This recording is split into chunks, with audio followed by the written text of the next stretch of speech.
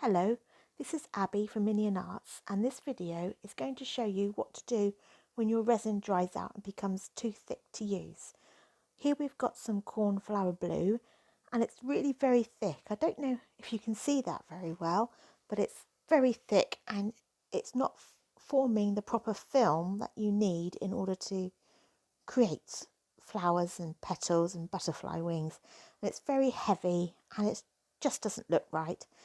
So I'm going to show you how to use the thinners that will make this cornflower blue usable again. These thinners are a solvent, so you do need to be careful when you're using them. Make sure that you put something down on your table or your work surface to protect it. And it's a good idea to add just a little bit of your thinners at a time, because you can always add some more thinners to it if it's not quite right.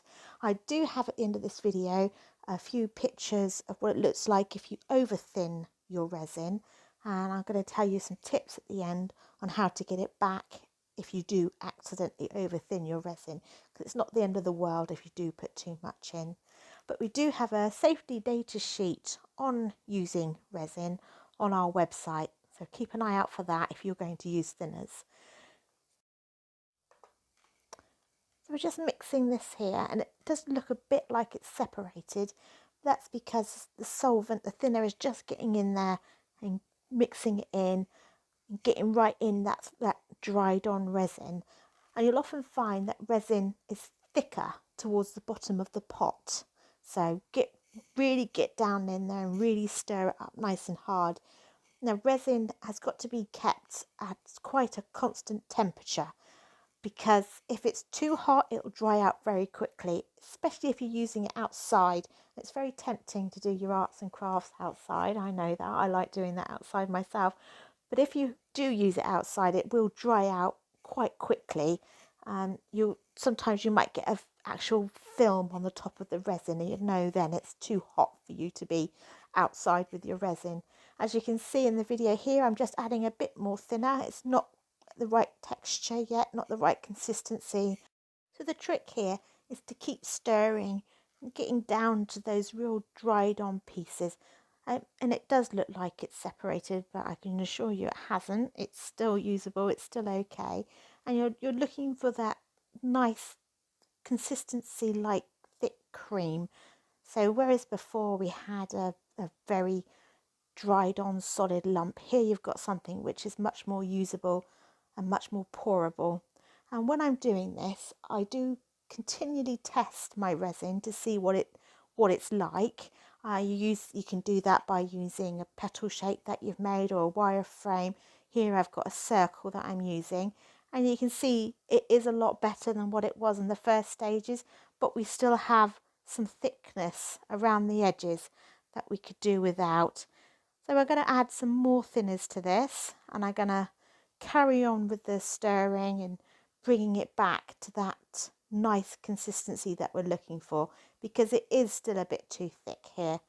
And as you can see here, I'm really getting into the can. I'm scraping off some of those dried off edges that you may get gathering around the top, especially where sometimes you haven't put the lid back on your resin quite right and it dries out quite thick along the top. You can get those bits back by using thinners.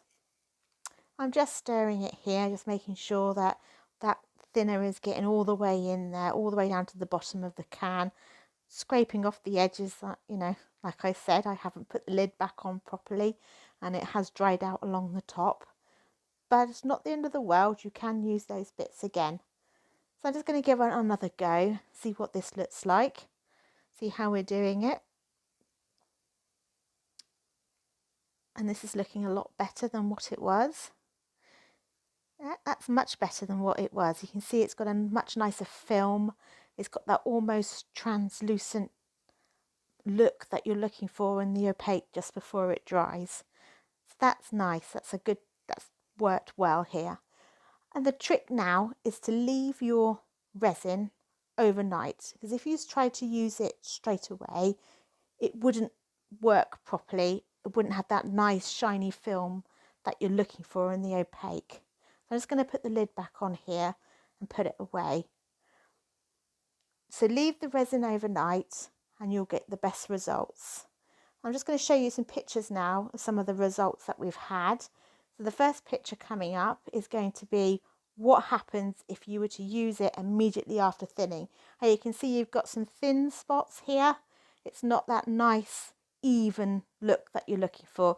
And this is the next day. It's better than it was for the previous day, but it's a really good idea if you leave it, say, a week. You've got that nice colour coming back in, and it's that nice even spread here. If you do overthin your resin, you'll end up with results that look a little bit like this. Now this is forest green. It's not unattractive. It's still quite pretty, but it's very, very thin and it's not really workable.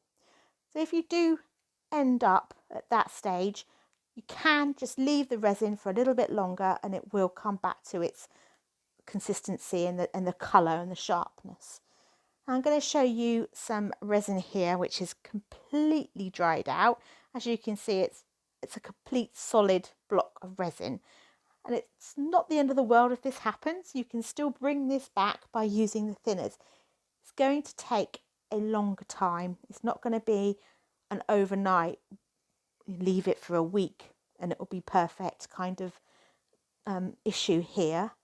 I'm going to leave it overnight and I'm going to come back and I'm going to see what it looks like, and then I may need to add some more thinners to it, because at this point it's going to be quite lumpy. It's not going to have that nice smooth texture that you're looking for in your thinners. It's going to be lumpy, it's going to have hard lumps in it. So you're going to need to leave this for a good few days before you can use it again. And you may even need to leave this for maybe 2 weeks, maybe 3 weeks. But it's not the end of the world if this happens. You can bring it back. And I have had resin that I have accidentally left the lid off and it has just been a solid lump in the tin, but I have managed to bring it back and made it workable again. And thinners are extremely useful in cleaning out your tins, and it's always useful to have a few empty tins around because you can use them to mix resin, mix two colours together and make your new colours, or to try something like marbling, which is a technique I'm showing you in my next video. And it's just a useful thing to have a few empty tins around. So it's, you know, it's a good idea to give them a good clean out with your thinners. And you don't need very much, just need a little bit on a cloth and you can wipe away, although it is a little bit time consuming to keep doing this. So I've speeded the video up because you don't really want to have, 20 minutes of me scrubbing out a tin. So the kind of results that you'll be looking for when you're using your thinners to clean your tins will be something like this. So you can see the outside's not very clean because I don't really mind if the outside's a little bit dirty. It's the inside I'm looking to see that it's okay. So inside the tin there, you've got a nice clean area. You haven't got any dried resin that's going to be contaminating any new stuff you put in there. And it's a good idea just to clean the inside of the lid as well, because you do get bits of dried resin there and that might drop in, especially if you're using a colour like Snowdrop. So thank you very much for seeing my video. If you've got any questions or comments, please put them below.